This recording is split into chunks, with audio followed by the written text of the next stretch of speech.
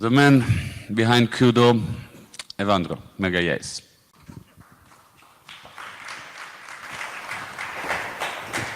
We're here to talk about something that's going to be a bit of a change of pace for you. So far, we've been talking about the technical aspects of cybersecurity and things like that. And that's all very important, and I fully understand what's behind it. But I'd like to set the stage for the new things that we're going to talk about with these two interesting quotes. The first one is by a Canadian author. Her name is Margaret Atwood. And she once said that war is what happens when language fails. But we'll check to see if that is the case. And Nelson Mandela also said, again, trying to emphasize how important the aspect of language is, that if you talk to a man in a language he understands, that goes to his head. But if you talk to a man in his own language, then that goes to his heart. We're going to check that too. So a little bit of my background. Aloha keeps telling everyone that I've been interpreting for 2 American presidents and 5 Brazilian presidents. I've also interpreted for the man who is currently leaving the presidency in Brazil. Some people will tell you that he got there by ways that are not totally legit. And I've been hanging out with the wrong crowd, indeed, for a long time, you can tell. And that's what I've been doing for the last 30 years. I'm a conference interpreter, have been. And currently, I'm the vice president of Kudo, which is the company and the app that you have tried for the interpretation of these 2 very important days, with interpreters working from Mexico City and Washington, D.C. I take the opportunity to thank both of them. Rebecca Klingman is the interpreter in Washington, D.C., and Adria Cordero in Mexico City, and everybody else who's been supporting us from New York and elsewhere. We actually have a room packed with people in New York City watching everything that's going on here, and they're all checking on me, so no pressure, right? I was also, and Loha mentioned that, chief interpreter of ITU for 7 years. So for 7 years, I've been managing interpreters, staffing them, taking them places, and so on. So this is my life. I've spent my life either interpreting, working as an interpreter, or training them, staffing them, and so on. So now let me take you to the analysis as to whether there's a link between war and language, right? So you probably recognize the man, although he has his back turned to us, but this goes back to 1934. And in 1934, an interpreter made history by rendering into French over the radio a very important speech that was to change the world forever. Listeners in France were amazed to hear the message in their own language at the same time as those words were being pronounced in German, some 500 miles away. The interpreter was called Andra Kamenker. We're going to talk about him. But most importantly, the speaker was Adolf Hitler. This is the man, this is the interpreter. And again, it's important to note that this is prior to the war, 1934, and you have someone who is not even German, and up until that point, not really well known, someone who was, up until here, an ordinary politician, now igniting the masses and getting everyone to join him on a dream that is actually going to drag millions of people into one of the bloodiest conflicts in human history. So by sheer power of oratory, Hitler managed to drag everybody along, sell his ideas. So at the bottom of everything that we have lived through, most of what we have lived through in the 20th century, there is a very powerful speech and very good use of language.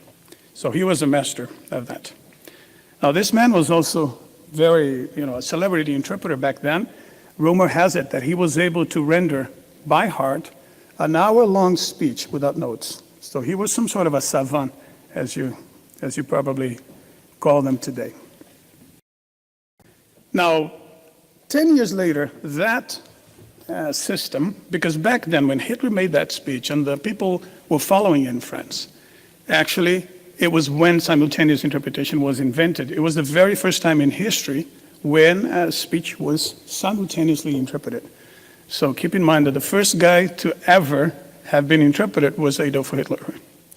Now, 10 years later, in the same city of Nuremberg, the method was perfected, right? 21 Nazi officers and officials were brought to justice in what was then the first war trial of history. So it was something that had never happened before.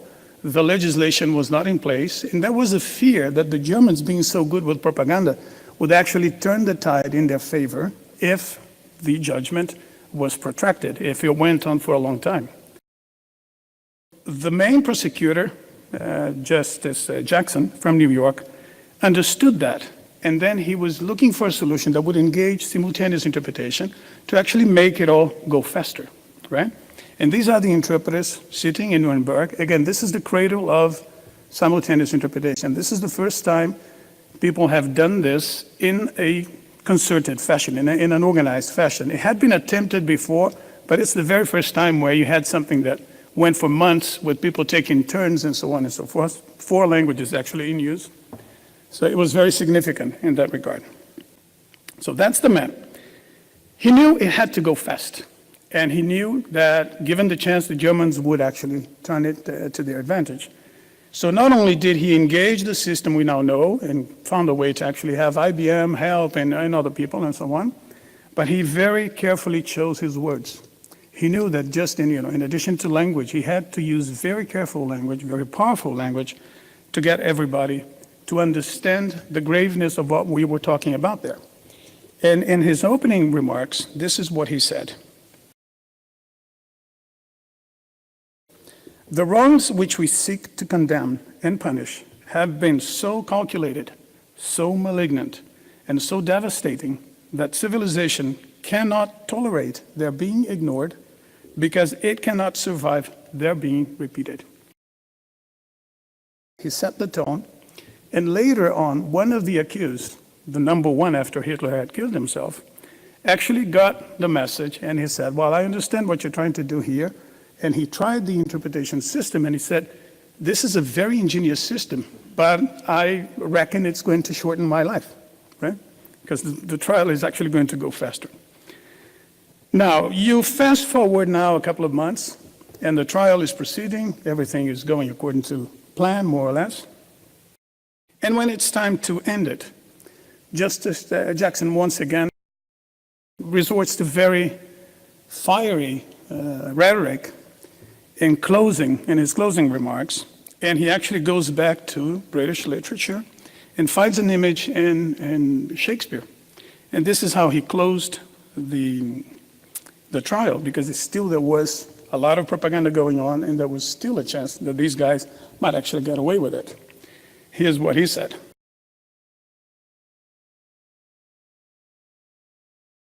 They stand before, the accused, they stand before the record of this trial as blood-stained Gloucester stood by the body of his slain king. He begged of the widow, as they beg of you, say I slew them not. And the queen replied, well, then say they were not slain, but that they are. If you were to say of these men that they are not guilty, it would be as true to say that there has been no war, there are no slain, there has been no crime. So with that, I hope to have shown you that there's a quite evident link between language and war, and interpreters in particular have been a part of it for a long time. Now, we tend to think of cryptography and everything we do, cybersecurity and so on, as technology-based, and indeed it is. But at the very base, before the technology, there is language.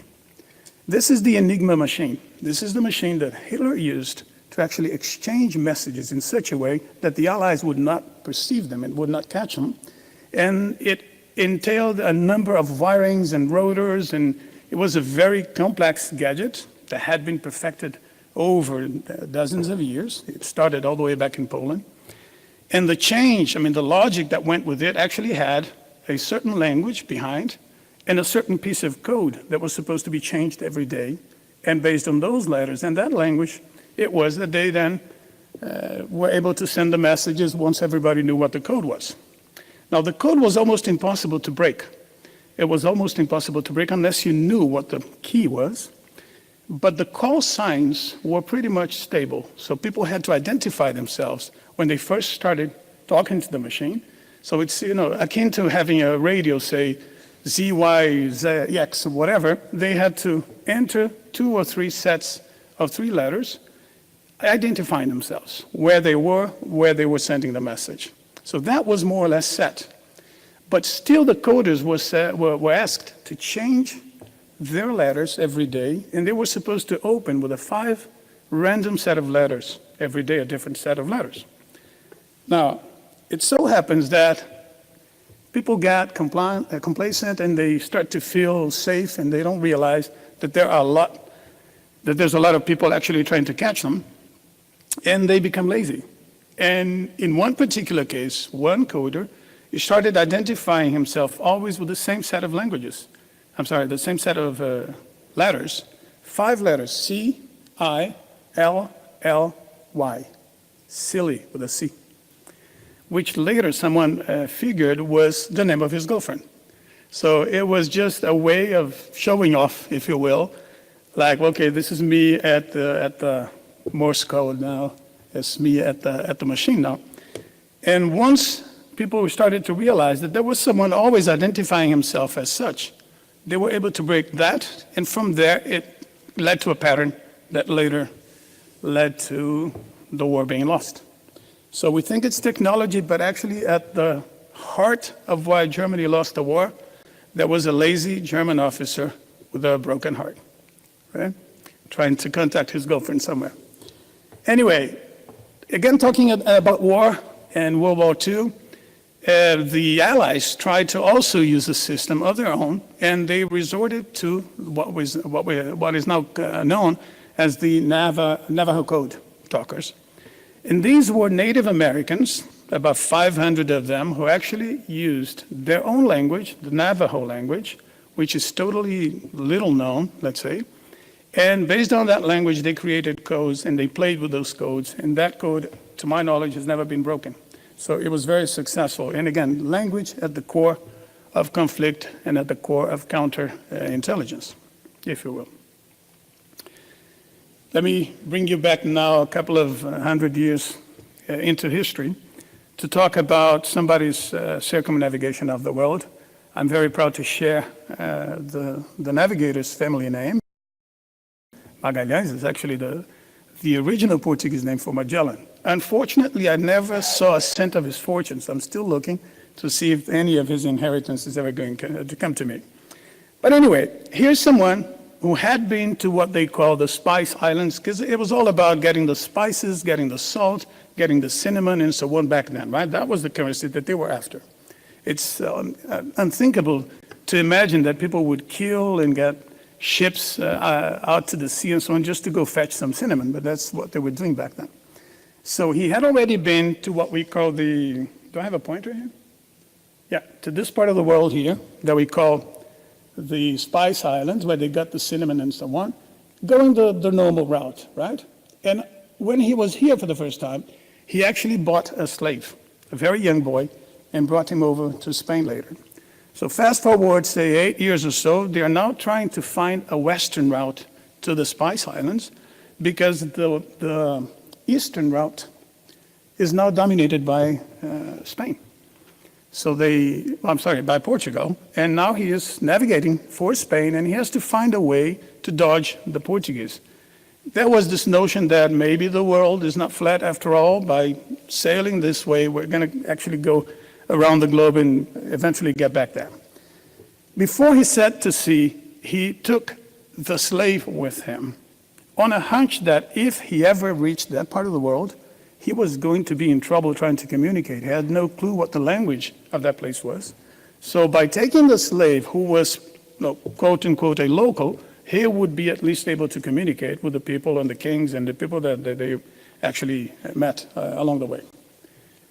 And indeed, it was a good hunch. They actually reached that part of the world, and the slave proved really proficient in the local languages, and they were able to communicate with everyone. Which makes the slave, if you think about it, the very first man to go around the globe, not Magellan. Magellan actually never completed the tour. He died halfway. He died in a battle here in the Philippines. So the slave, when he actually got back to that region of the world, had gone for a full circle around the globe.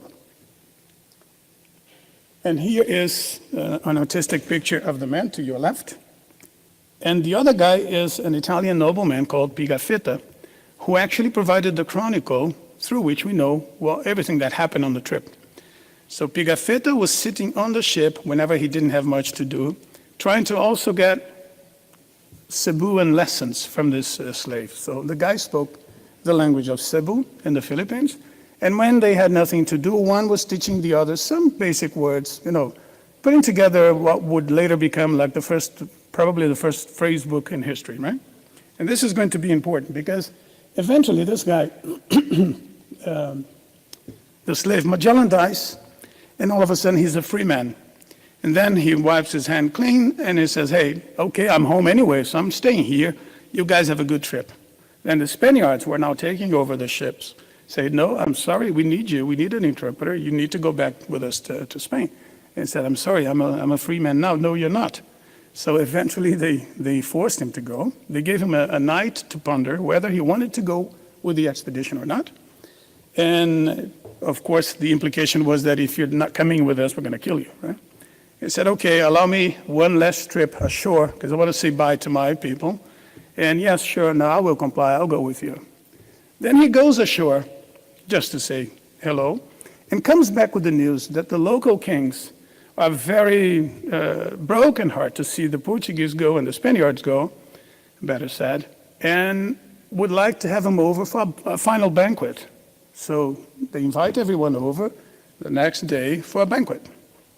Everybody attends except a few who were either ill or just didn't feel like coming and so on, but a lot of the Spaniards came ashore and they were given a feast. They were given a banquet, they were given music performance, they were giving everything. Women were gracing them with their presence and so on.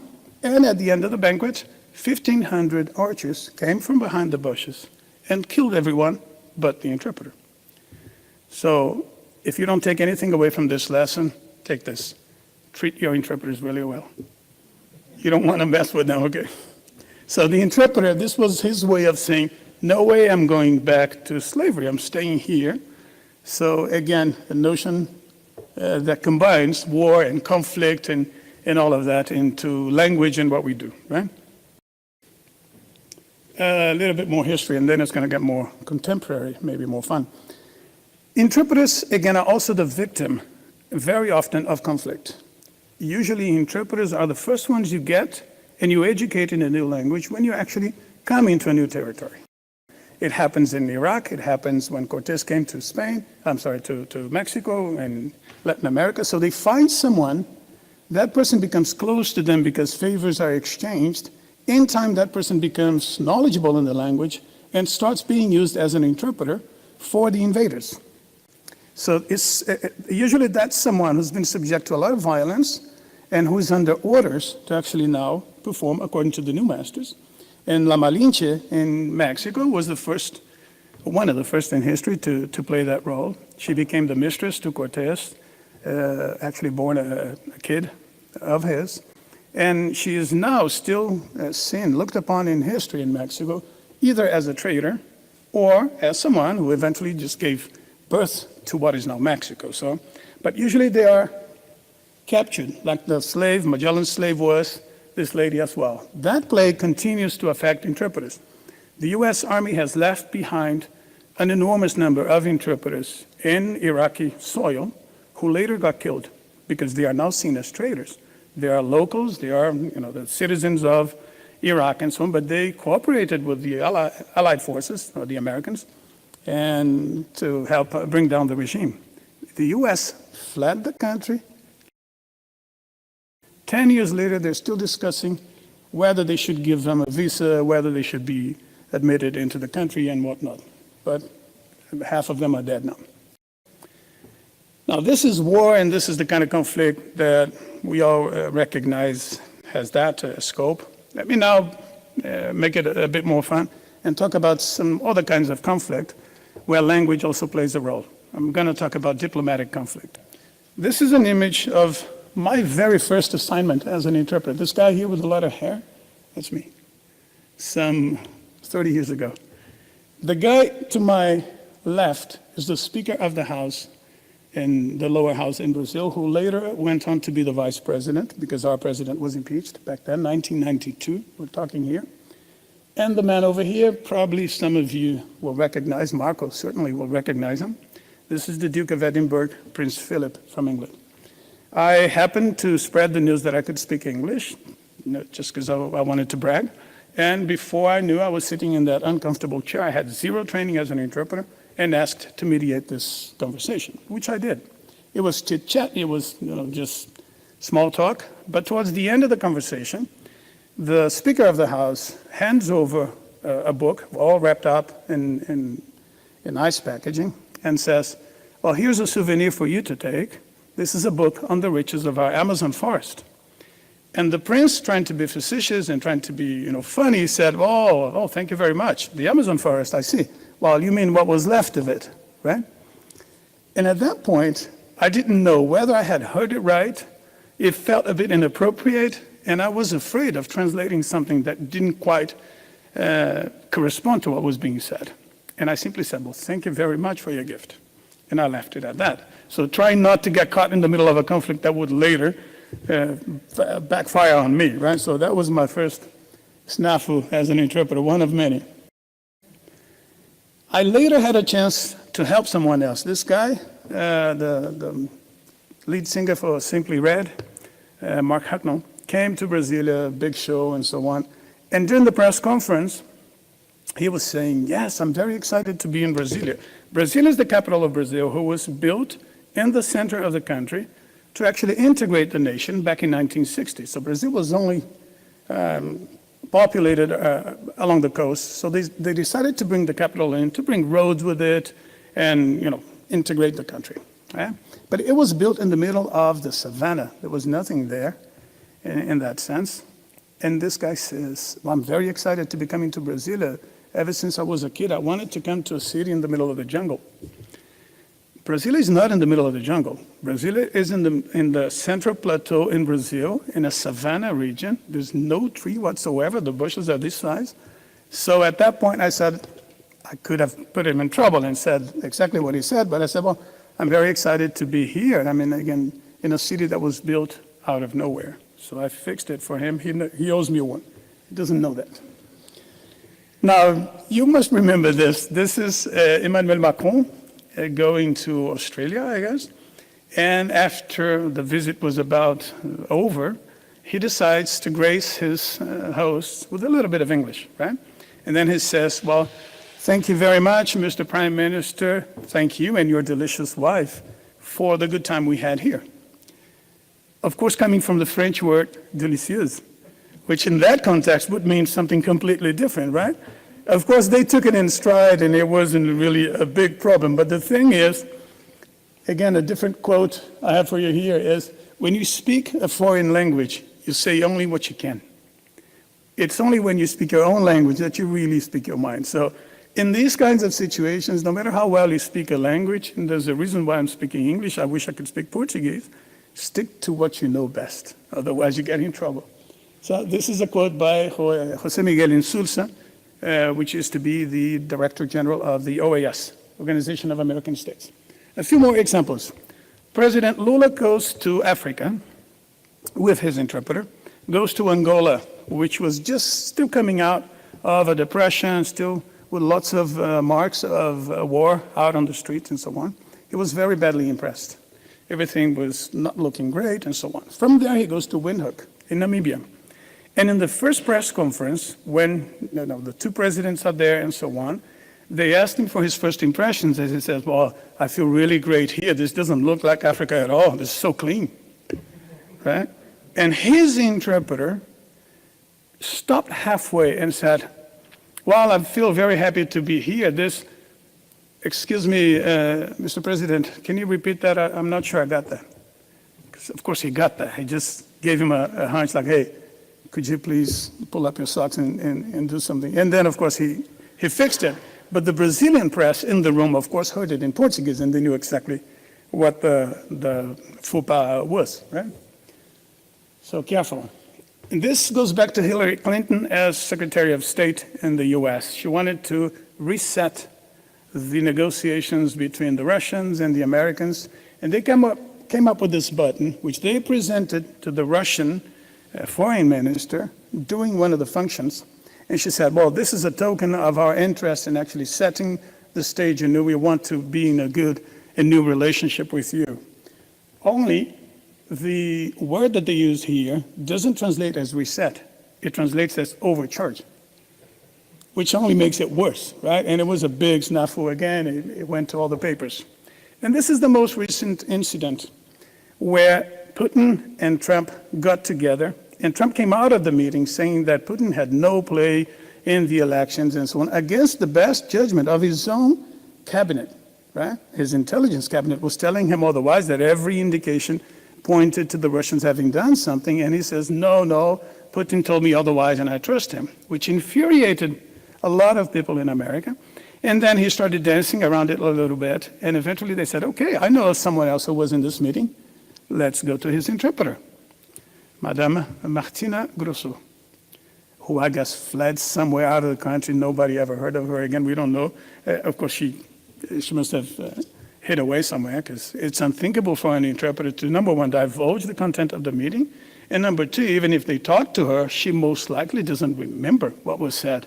Interpreters are not in the business of taking notes for a report later. They're just conduits getting the message to and from there they go to a different meeting and another one, they're preparing for the next one.